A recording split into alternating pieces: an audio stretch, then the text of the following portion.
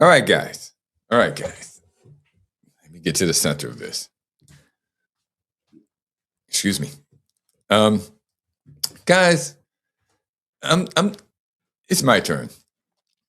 Now, I believe each gender faces their own difficulties when it comes to an intimate relationship. As a guy who, unfortunately, has been around the block a couple of times, I wanted to get to the core of what men need to do quick, fast, and in a hurry. Okay. I'm going to give you four things to start immediately, with the fourth being the most important in order to secure you a stable, peaceful, fun, excited, and growing relationship. Okay. And let's just go there. Okay. Because I think this is, you know, it's mostly have to do about yourself. Number one is going to be turn off the music and put down the video game. That's right. Run from them. Now, I specifically mean music with words, and that leaves out classical and jazz. Okay? Yes, I know. I know. Both of these things are driving forces in today's social interaction. But here's the problem, they take on lives of their own. That's right. They take on lives of their own within you. When you are not in control of them, they are in control of you. A song will pop into your head. Okay, this has all happened to us. A song has popped into our head, and then another, and then another, and another, and they overlap sometime, et cetera, et cetera.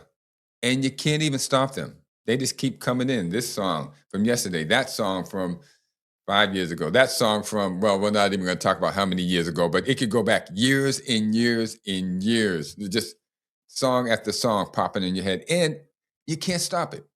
That's right. You'll try to go to sleep, and there'll still be some song playing in your head that's keeping you awake so that you have to take melatonin and all kinds of other things to fall asleep. Think about that. Now, a video game, a sequence will pop into your brain, and you will replay it over and over, this way, that way, what you should have done, what you could have done. Okay? Whether you want it there or not, you can't tell it to go away, or you can tell it to go away, but it won't. It's still there, replaying in your head. You are not in control of it. It is in control of you. To facilitate a relationship, you will need to have control of yourself.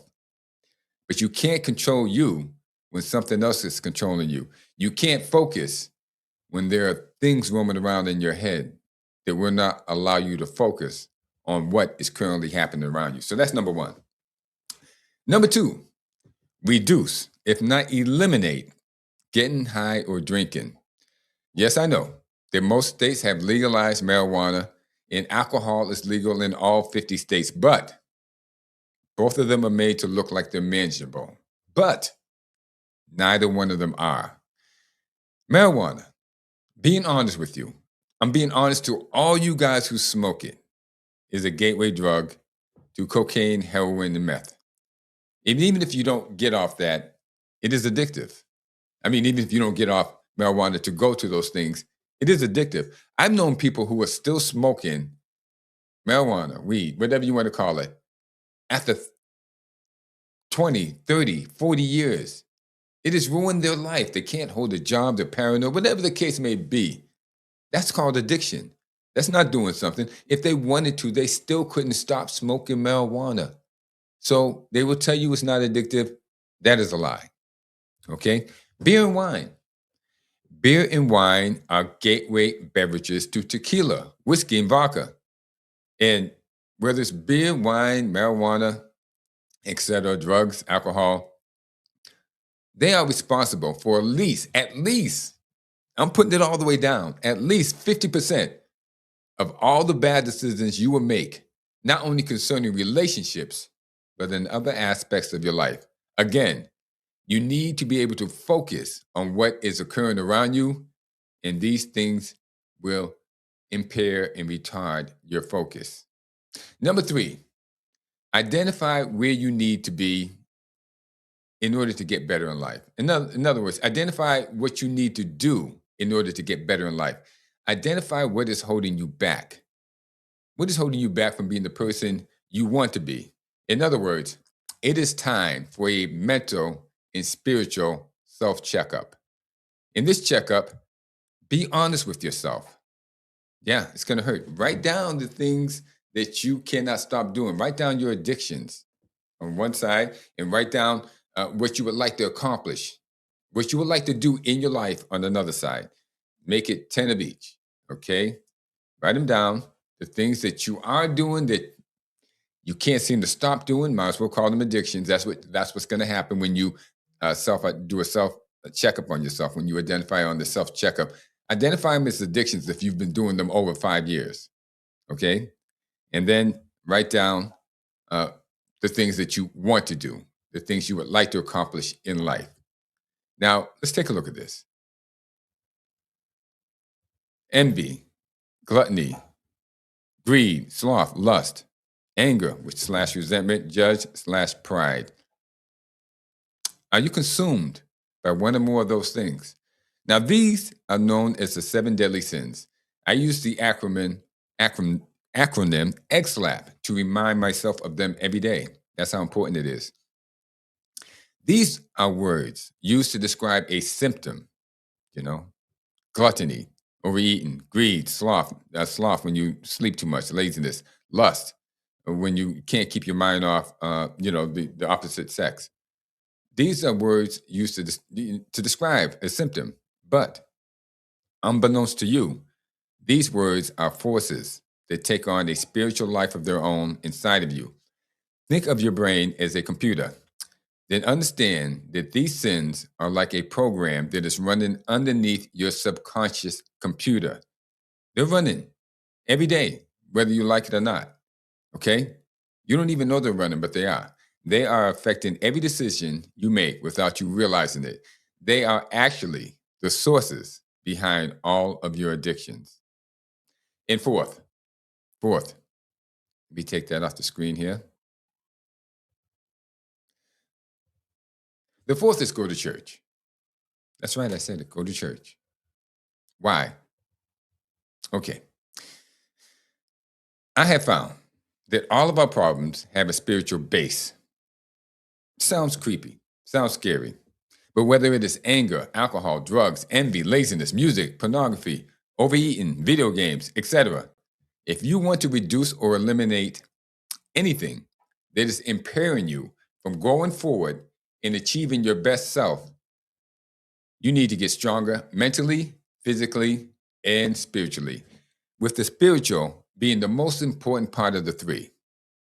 The most important tool you need is the one least talked about.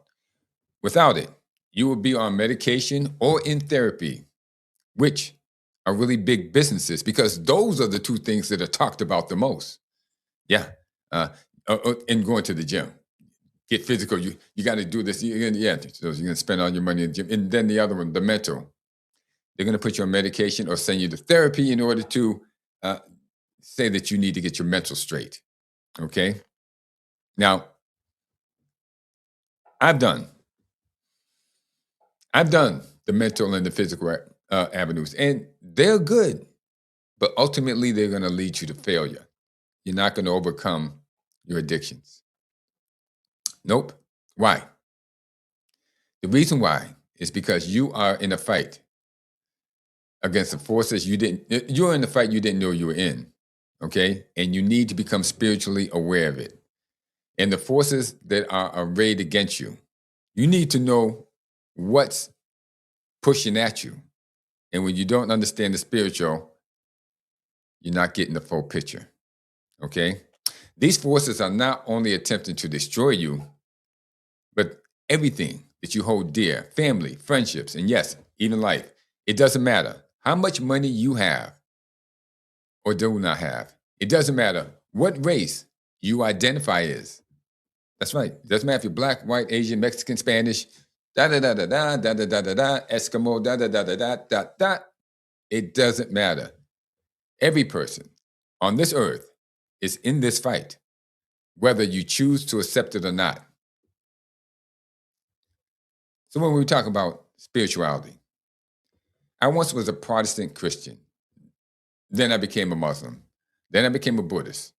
Only to find out, with a little stop there into Hinduism, only to find out that Catholic Christianity is the way and the light.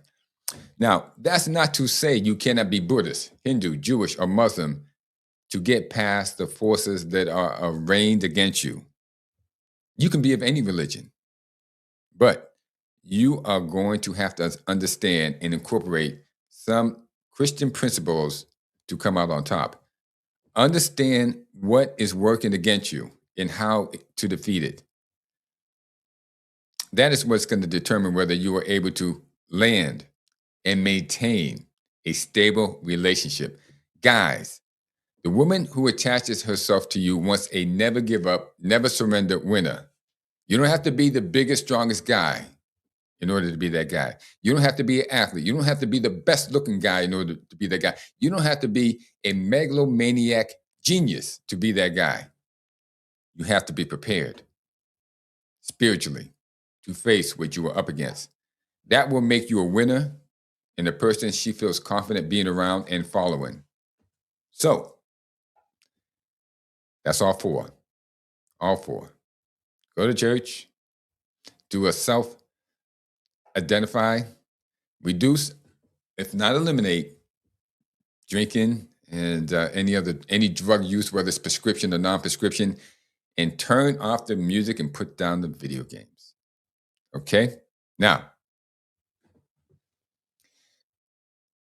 I'm thinking this. If you're interested in the Bible study, the link is on my YouTube. It's on my YouTube website, right there, boldly.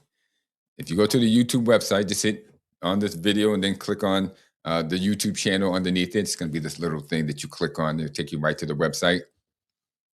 It's right there.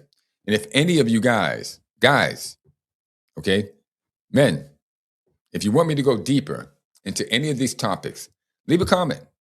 I'll answer it. Leave a comment. Ask me anything. And, well, after more than 20 years of marriage, and I don't know how many years of the relationship, I lose count, but if I ask her, she'll know right to the day almost. But I've learned some things. And yes, women are a lot more gentle than we think.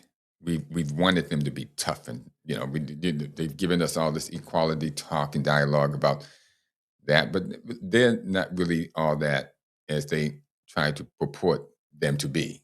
Hold their hands once in a while, and put on a little cologne, when you come out the bathroom, so they can smell you the way you want to be smelled as you go out the door.